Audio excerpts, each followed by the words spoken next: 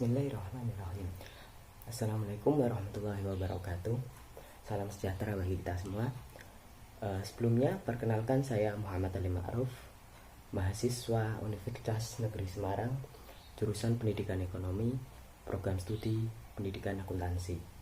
Di video ini saya akan menjelaskan model pembelajaran inquiry.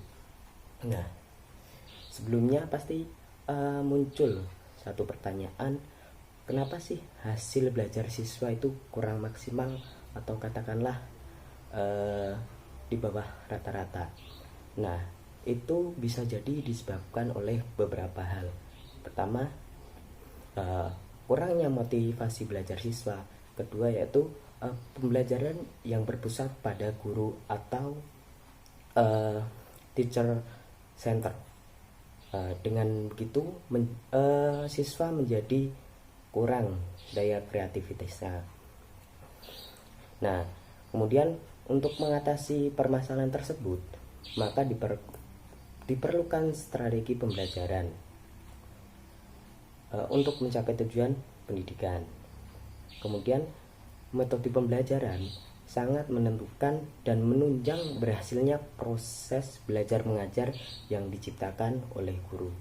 Nah, jadi strategi atau model pembelajaran inquiry itu apa? Menurut bahasa, inquiry itu artinya penyelidikan atau pemeriksaan. Nah, jadi model pembelajaran inquiry adalah strategi pembelajaran yang menekankan proses berpikir kritis atau analitis untuk mencari serta menemukan pengetahuannya sendiri. Kemudian ada beberapa karakteristik dan ciri-ciri model pembelajaran inquiry. Menurut Muslih, ciri-ciri atau karakteristik model pembelajaran inquiry yang pertama itu ada pembelajaran yang menekankan pada aktivitas siswa secara maksimal. Artinya, pembelajaran inquiry menempatkan siswa sebagai subjek pembelajaran. Kedua, seluruh aktivitas yang dilakukan siswa diarahkan untuk mencari dan menemukan sendiri sesuatu yang dipertanyakan, sehingga menumbuhkan sikap percaya diri pada siswa. Dan ketiga, itu membuka intelijensi siswa yang mengembangkan daya kreatif siswa. Dan yang keempat, memberikan kebebasan pada siswa untuk berinisiatif dan bertindak. Kemudian yang terakhir, ciri dan karakteristik pembelajaran inquiry adalah proses interaksi belajar mengajar yang mengarahkan pada perubahan yang sebelumnya, yaitu teacher center menjadi student center. Nah, kemudian apa sih tujuan dan manfaat model pembelajaran inquiry itu? Nah, model pembelajaran inquiry berorientasi pada siswa yang bertujuan mengembangkan kemampuan berpikir secara sistematis, logis, dan kritis, atau mengembangkan kemampuan intelektual sebagai bagian dari proses mental. Nah, dengan demikian, dalam pembelajaran inquiry, siswa tidak hanya dituntut agar menguasai materi pelajaran, akan tetapi bagaimana mereka dapat menggunakan potensi yang dimilikinya secara optimal. Nah, kemudian manfaat model pembelajaran inquiry adalah meningkatkan kemampuan berpikir siswa untuk mencari dan menemukan sendiri materi yang akan dipelajari, melatih kepekaan diri, mengurangi rasa kecemasan, menumbuhkan rasa percaya diri, ataupun meningkatkan motivasi dan partisipasi belajar. Nah, pasti di setiap model pembelajaran itu ada satu keunggulan dan kelemahannya. Model pembelajaran inquiry itu beberapa keunggulannya yaitu pertama, model pembelajaran yang menekankan kepada pengembangan aspek kognitif, afektif maupun psikomotorik secara seimbang, sehingga pembelajaran melalui model ini dianggap lebih bermakna. Yang kedua itu model pembelajaran inquiry dapat memberikan ruang kepada siswa untuk belajar sesuai dengan gaya belajar mereka.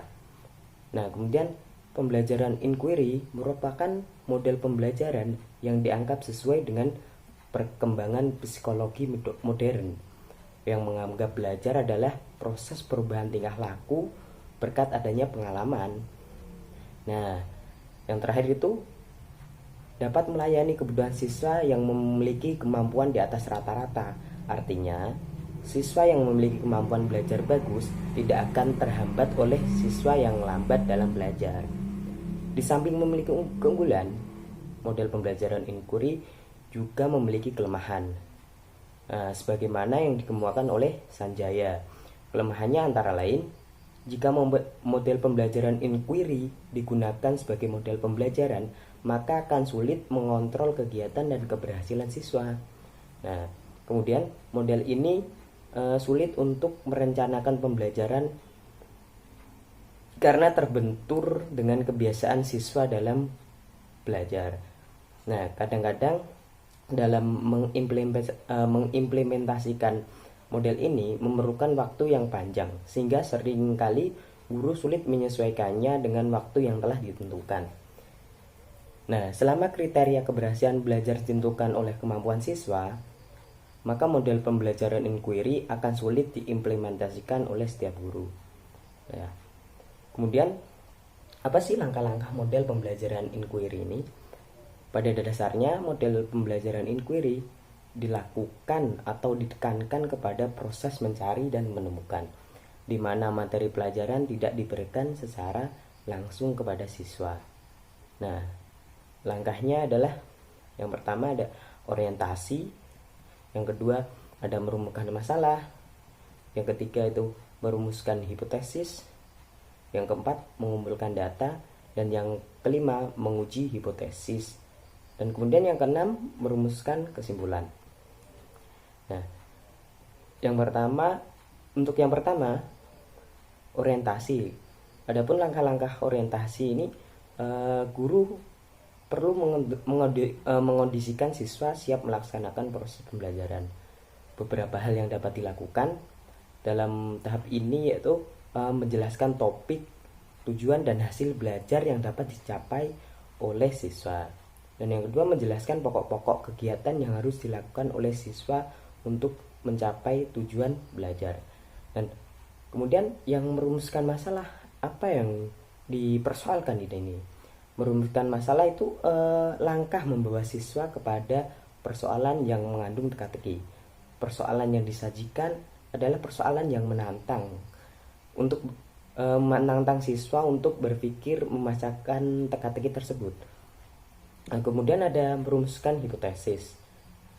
Untuk hipotesis, siswa itu mengkaji suatu permasalahan, dan sebagai jawaban sementara, hipotesis perlu diuji kebenarannya.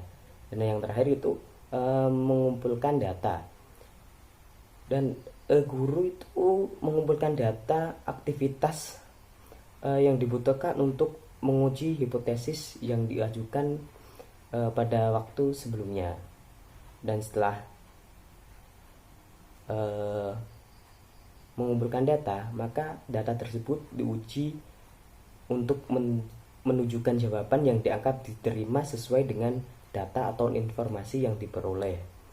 Nah, kemudian kita dapat merumuskan kesimpulan, yaitu mendeskripsikan temuan yang diperoleh berdasarkan hasil pengujian hipotesis. Nah, sekian video tentang pembelajaran inquiry. Mohon maaf apabila ada satu kekurangan, dan apabila ada yang ingin ditanyakan, komen aja di kolom komentar. Oke, terima kasih.